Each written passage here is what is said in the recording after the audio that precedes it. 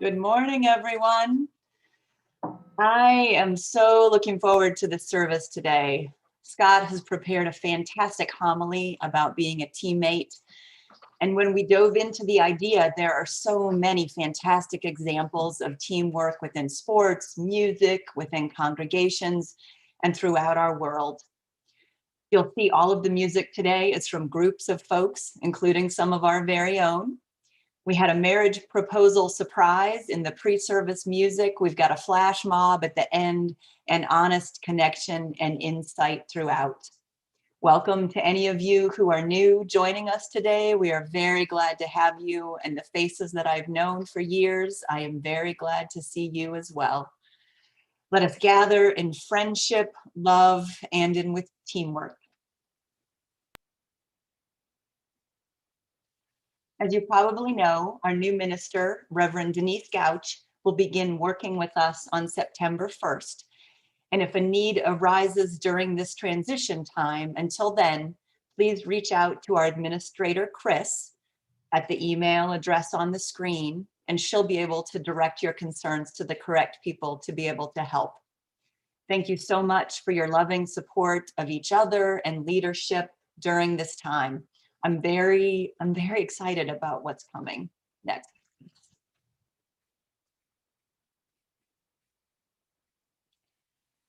As Sandy lights our chalice, I will read the first section of our words from our reading that is broken into three parts spread throughout the service today.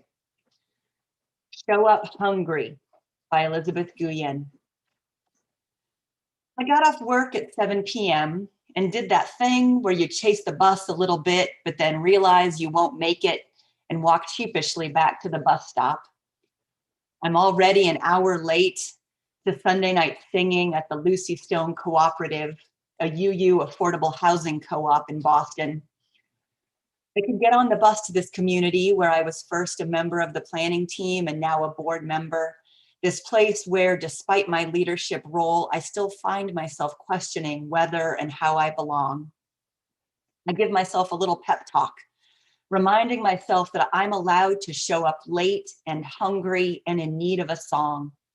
Reminding myself that being in community means offering care and being cared for, bringing my shiny self and my not so shiny self. Community is covenant.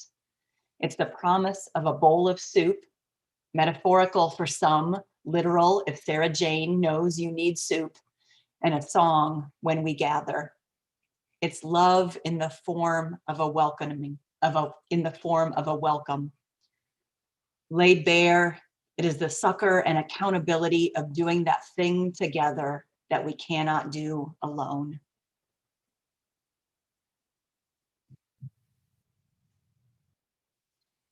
As Elizabeth Guillen said, community is covenant. Please join me in reading our covenant with each other.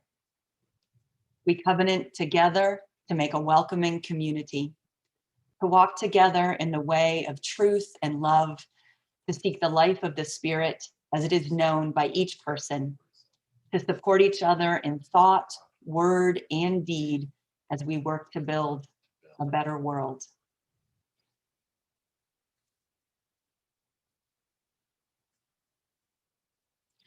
For our gathering song today, we have How Can I Keep From Singing from the team of the Pod Brothers and the New York City Virtual Choir and Orchestra. Please feel free to sing along.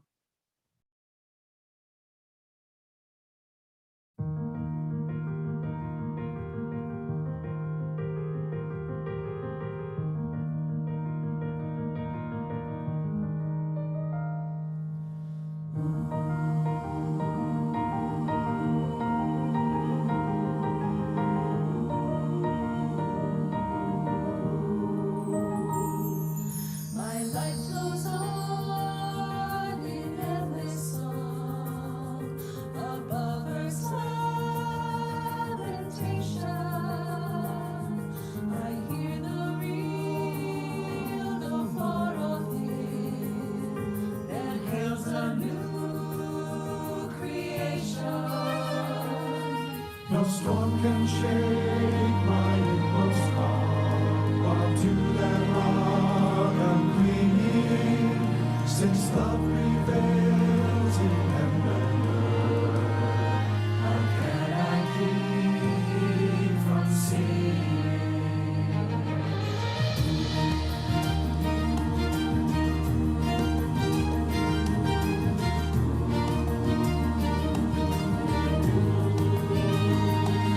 While all the time the surrounding wars, I know the truth it liveth.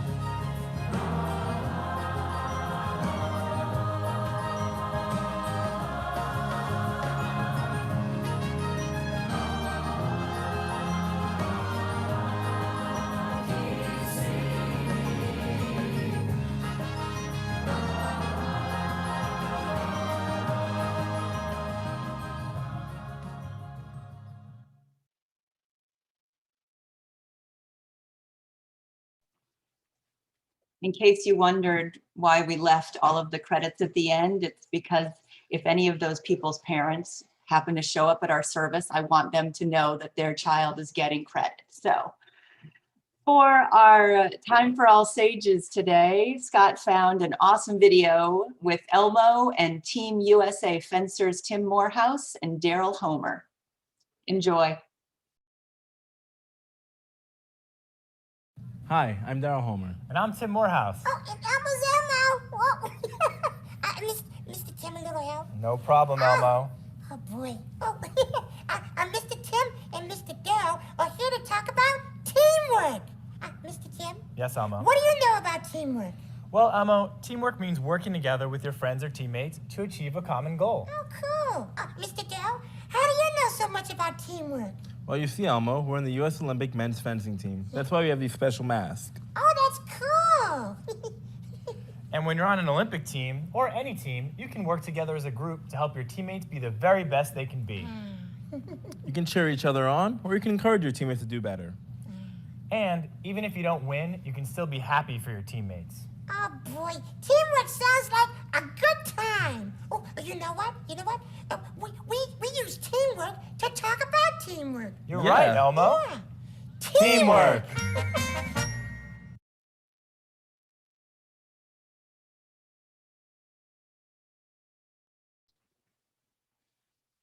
Rachel Sumner, one of Charles and Marge's children, was kind enough to let me share this fun picture she created. It's hard to believe Charles has been gone a month now. Americans United for Separation of Church and State was an organization he was devoted to. The social action team chose a perfect way to show GNUUC's connection to Charles and our loving concern for his family as they move forward. Thank you for the generosity you continue to show both GNUUC and our partner organizations. In just a minute, we'll have the second part of our reading for Show Up Hungry. And I mispronounced the author's name. It should be pronounced Elizabeth Wynn.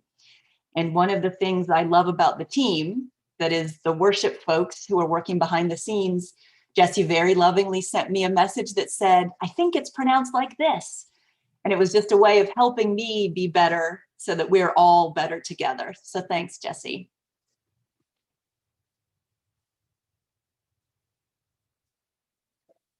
Part 2, Show Up Hungry. I've not always been my best self in the communities I've loved. I've shirked dish duty and missed meetings. I've dropped out when I was needed and showed up full of pettiness and exhaustion. The wonder of accepting love is only made evident when we're allowed to shed the shiny and let the sourness show. Our communities of spirit are only real because we show up late expecting to be fed, because we both give and get, because we bring our tart and our sweet, our gifts and our struggles. We need lemons in the lentils, rice vinegar in the sushi, a squeeze of lime in the chelada, and some acid in our communities. Without it, our communities are superficial. With no acid, we are one note, monotone. Our vulnerabilities, our bits of brokenness, bring life to relationships. Today's meditation music is from our very own Ben, Dave, and John from back in 2016.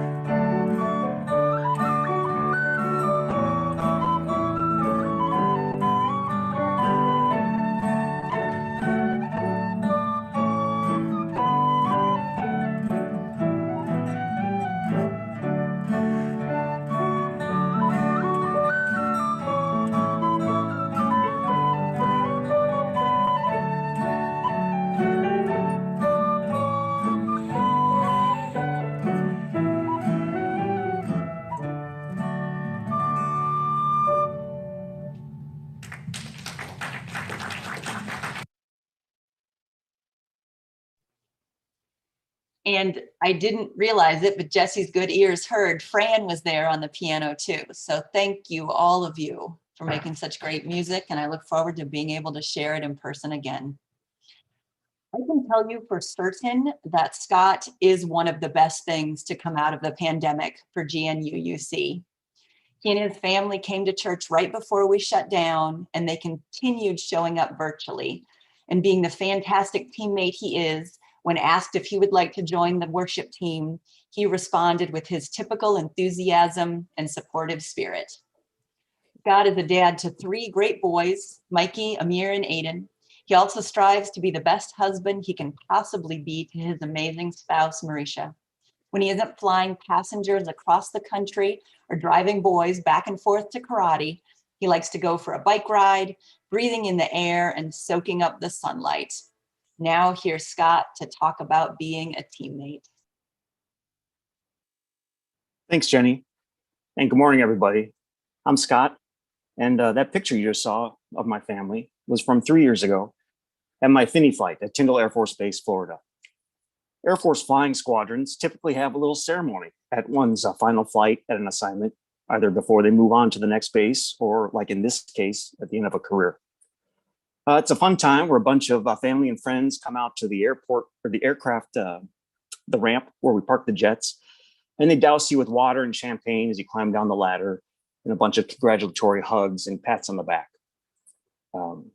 That day was the first time that Marisha and the boys ever saw me fly as I came up towards the base and came around to land. The boys have all gotten a little bit bigger since then, and my hair's got a little bit longer. But Marisha looks about the same as the day I met her. She has a timeless quality about her. Anyway, I thought it was an appropriate picture from a fun day because I'm going to touch a little bit about my time in the Air Force as I talk about the various teams I've been on and what I've learned, or at least recognize I still need to learn from them. The Merriam-Webster Dictionary defines a team as either a number of persons associated together in an activity, or as 2 or more draft animals harnessed to the same vehicle or implement. As my mother has lamented several times while I was growing up, I am not a farm boy. So I'll be focusing on that first definition of human teams today. One thing I've learned about being a good teammate is that communication is paramount. I could have the best idea in the world. I could have a cure to COVID, maybe, but if I don't share that plan, that idea with my teammates around me, it's useless. The first organized team I remember being a part of was on a YMCA soccer league in my hometown of Mankato, Minnesota. I played soccer from 1st through 5th grade. I remember the game where I finally scored my first assist. For those unfamiliar with soccer, an assist is where you pass the ball to the player who ultimately then scores a goal, similar to assists in basketball or hockey. Unfortunately, my assist helped the other team score a goal. See, it was my first year. I was playing defense, and I got the ball, and I was about ready to clear it off to the other end of the field. And as most of the other players were running to the far end, I realized I wasn't going to be able to kick it that far. I wasn't the strongest kicker on the team, and I wasn't sure I was even going to be able to get it 10 to 15 feet down the field. Now, right near me, just a couple of feet from me, my goalie, Ryan, was a great player with a tremendous kick. And I knew if I passed the ball to him, he could either kick it directly from my pass and get at least to midfield, or pick it up with his hands, do a drop kick, and kick it the full length of the field. So I passed the ball to Ryan.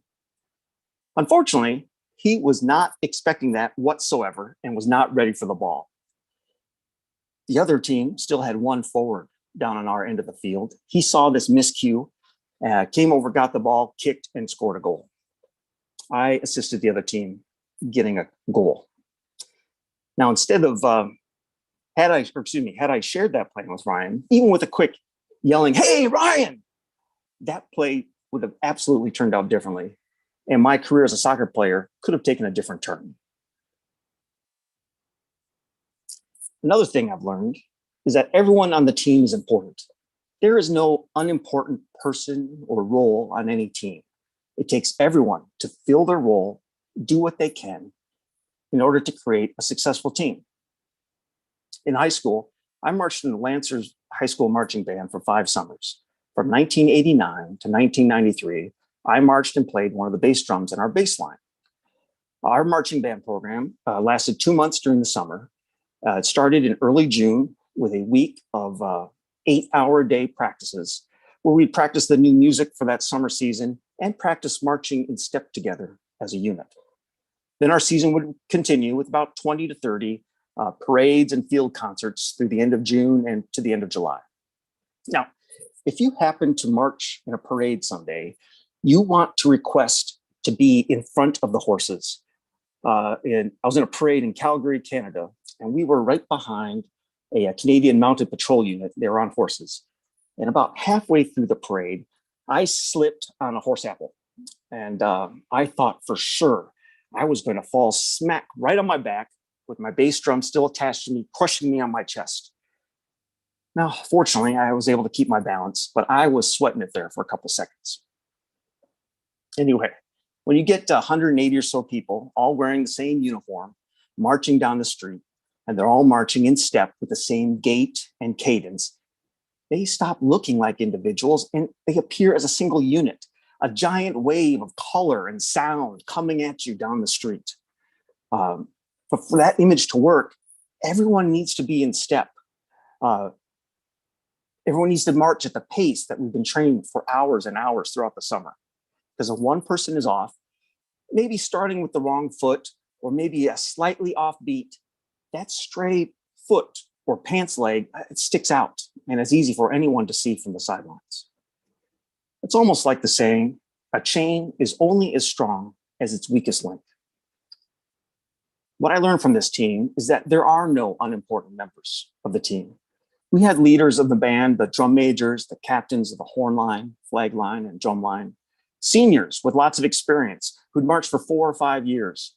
But at parade time, all those people weren't any more important than that brand new first-year saxophone player who finds out that they can't hide in the middle of the 13th row, that any mistake they make is just as evident as those up in the front row. Every role is important in order for a team to perform at its very best. Now, before that, when I was a little kid, I longed for the day I'd be done with school and all this learning and education and just get to live my life. I had this grand notion that learning just ended at age 18 or 23 when I was done with high school or college. Now, obviously, that's not correct. And I found life to be more enjoyable when learning is a consistent part of my life, whether that's learning how to design and put together an online church service or some basic bicycle maintenance. In the Air Force, I was on a number of teams, but my primary job was being a fighter pilot. To be a fully qualified A-10 Warthog pilot, I had to complete 15 months of pilot training and 8 months of initial qualification training in the A-10. Now, the A-10, for those of you that don't know, is a air-to-ground combat aircraft. It's used primarily in close air support. Close air support consists of airstrikes on hostile forces when they're in close proximity to the friendly forces. So close, in fact, that detailed integration, usually done on the radio, between the ground forces the friendly forces on the ground and the aircraft is required to make sure that the fires go down in the correct spot and we minimize friendly fire incidents. Anyway, during these 22 months of training, after every flight, the instructor pilot and I would sit down to debrief the mission and reflect about what went right, all the stuff that went wrong, and most importantly, what I can do better next time to improve. After I was fully qualified, I no longer had to fly with the instructors, but the learning did not stop. And generally, when it got to my fighter squadron at the home base, I'd fly 8 to 10 flights per month. These were called continuation training missions, and they're intended to keep our flying skills sharp in case our squadron got called up to deploy somewhere around the world. During these training missions, I was usually part of a group of 2 to 4 aircraft, and we'd focus on some aspect of our various mission sets. Maybe that day we're going to focus on air-to-air maneuvering, or maybe go to the practice range and focus on just basic weapons delivery, or maybe one of the tactical ranges, where we'd focus on that detailed integration I was talking about and weapons delivery in a more realistic scenario. sometimes just simply working on basic flying and instrument procedures so that we can safely fly if bad weather pops up. After these missions, the flight lead and the wingman would still sit down and debrief the mission and talk about the good, the bad, the ugly, and formulate those handful of things that we should work on to improve in the future. No airplane flight has ever been done perfectly, at least none of mine have. And I think that's true about most things generally in life. Constant learning, trying to be better, understanding the world and oneself better every day is something I hope to achieve. Life is a journey, and what we're learning doesn't have to stop, and I'd argue it shouldn't stop anytime throughout its span. Lastly, we as human beings can accomplish a great deal on our own individually, but when we join forces as a team, a synergistic effect takes place and magnifies what we can do if we're all joined and focused on a single goal. I make a halfway decent pot of chili, but when my favorite official chili taster comes down to the kitchen to make sure I've got enough chili powder, cayenne, all the different spices at the right levels, my chili makes it to the next level. Thank you, Marisha, for all your tastings. I see the same concept every day when I go to work at Delta Airlines. As many of you know, I'm a first officer or co-pilot on the Boeing 717. The 717 can carry 110 passengers, and I usually fly back and forth from Atlanta to the various smaller airports in the southern and eastern United States.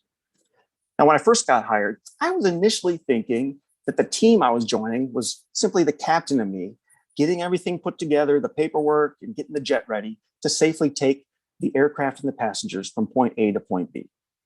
Just a few weeks in, I realized just how many people are needed to safely get a 717 from, say, Atlanta to Nashville.